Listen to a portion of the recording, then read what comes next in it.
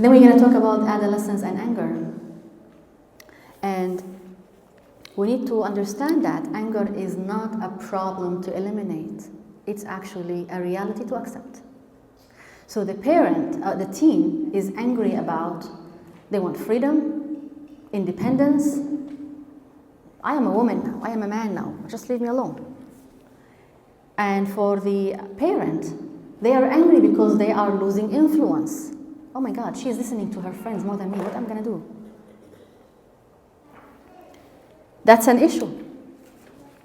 Parents need to adjust that things are changing and parents and teens are growing up. So we have children because we want to prepare an independent adult for the future. At the end, you're going to accept it. You're going to accept that this child is going to grow up and be on their own. It happens gradually. Are we prepared? Or are we overprotective and afraid? And it shows. They can detect that, they can see it. Parents need to understand the nature of this anger, why it's happening, and what brings it on, and how to manage it, because it's a reality. We cannot tell the child, don't get angry, you don't have the right to get angry, and I hear that in my practice from parents. You will shut them down. Do we really want them to shut down and find someone else to talk to? We need to model for them how to handle emotions and anger. And they're gonna learn from us. Whatever we do, they're gonna mirror what we do. So when parents come to therapy and they're complaining about their children, they're screaming, they're yelling, they're doing this, what are you doing? How did they learn? And sometimes what's funny, the parent will come and complain about the child saying bad words in their native language. The child did not learn that from school. It's from home. So we are modeling to them what to do. So we need to have like a moment with ourselves and see what we are doing. Anger can be like really scary because it's a threat for us. Are we going to lose love, friendship, relationships? Is it going to be destructive? It's a scary thing.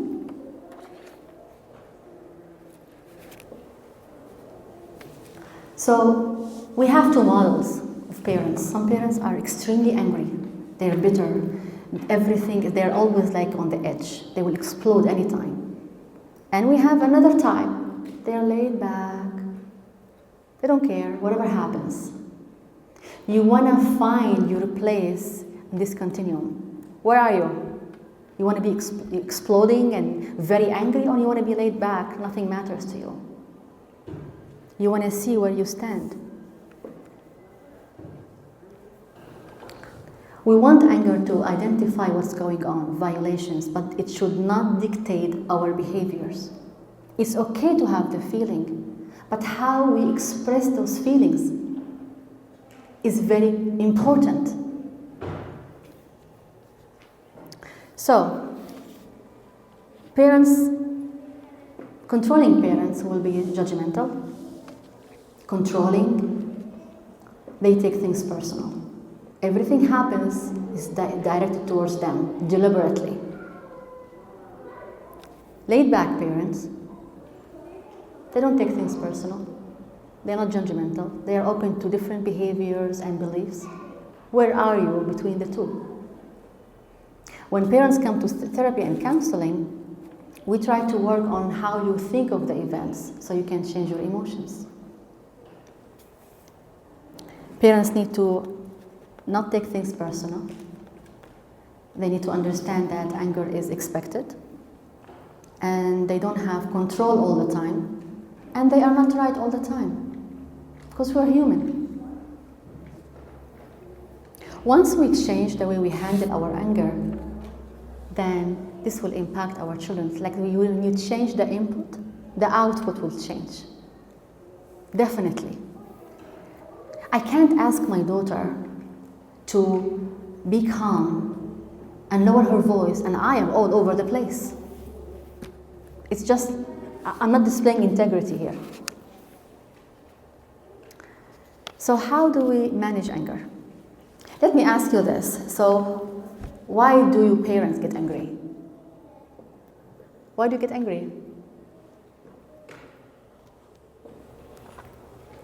Give me an example. Yes? Everybody has so they become frustrated. Okay. And the child's the last one. We take it on them. Okay. Why do you get angry with your teens? They don't listen? They don't do their homework? They don't see life for art. They don't do their homework, they don't clean, they leave a mess. They don't have an allowance for time. Yes, they don't have sense of time. What else? Don't follow the rules. Yes. How about teens? Why do they get angry?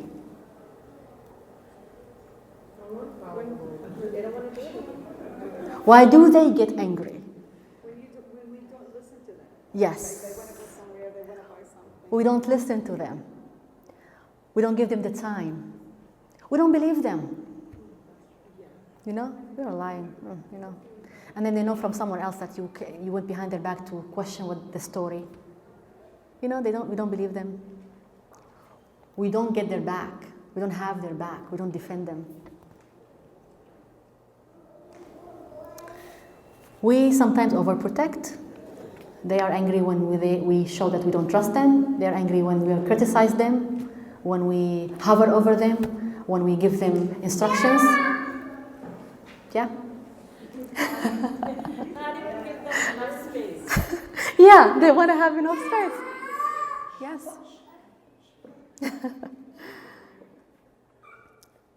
So we want to understand that anger is not about anger. There are always feelings underneath. You're hurt, disappointed, you're upset, you're shy, whatever is happening underneath that anger. That we need to get through that anger and listen to them to see what's happening really, what's the real problem. Second, we want to understand that perception mediates emotion. So when we have an experience, this does not equal, or whatever event we're having does not equal emotional experience. There's an interpretation in between. So the way we interpret the event will result in an emotional experience. So if we change the way we think about events, then the emotions will change. So when I understand that, oh, maybe she was angry because she was afraid, I'm talking about my daughter, to disappoint me, then it's a different kind of conflict here. It's not anger, actually, it's something else. Also, you want to understand that anger is about caring. You wouldn't get angry if you don't care about the person or the thing you're angry about. You wouldn't. So knowing that the person is caring, this will soften your anger. So it's important to be patient with the anger, to get to the bottom line of the feelings. So there are 3 steps, or suggested 3 steps to help young teens or your teens to handle their emotions. First, you want to keep your feet on the ground. So you want to be calm and collected and composed, and do not board that ride with them when they are angry and they're all over the place. Can we stay calm and then guide them to go back on track? And if we can't, we can table the subject for later time. We want to walk them through it. So first, name it. Tell me what's the problem. I'm angry, blah, blah. Okay, what's bothering you? Have them name it. And then claim it. Is this how you feel? And there is nothing wrong about how you feel. You're jealous, you're angry, you're stressed, whatever it is, it's okay. But then don't blame it. That means whatever your emotion is at the moment, that does not promote that you can do any action you want. teen cannot relinquish responsibility of their actions. It's not because I'm angry, I'm gonna go and break that chair. No, that's not accepted. I can have the emotion, but I need to have the self-discipline. So we need to teach our children by example on how to control ourselves, how to have the self-discipline to handle our emotions. We want to be a role model, to model for them how to handle it. We want to be their rock. We want to guide them. We want to be there for them, connect with them. What does that bring for you in terms of emotions and thoughts? Please take a moment and write them down for yourself. Those papers will not be collected. It's for your own eyes to think about it later on and reflect. Maybe there are certain things you want to change about yourself. So now, the